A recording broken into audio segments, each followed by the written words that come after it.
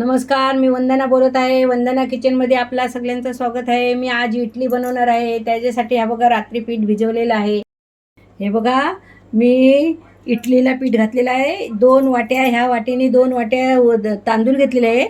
1 वाटी उडदाचं पीठ उडदाची डाळ घेतलेली आहे.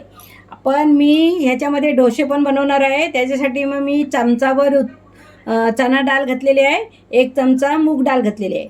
म्हणजे टोटल आपल्या ह्याच्यात 3 डाळी पडलेल्या आहेत. तर मी आता ह्याची इडली पण बनवणार आहे आणि डोसा पण घालणार आहे. तुम्ही बघू शकता. असं ह्याच्यामध्ये इडलीच्या भांड्यामध्ये मी इडली बनवत आहे.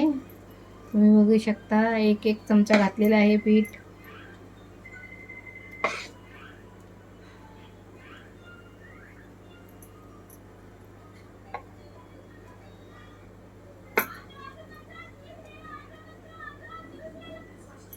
हे बघा, मी आता इडली बनवायला ठेवत आहे. आपल्याला 5 मिनटं हिला वाफ द्यायची. 5 मिनटात आपली इडली रेडी.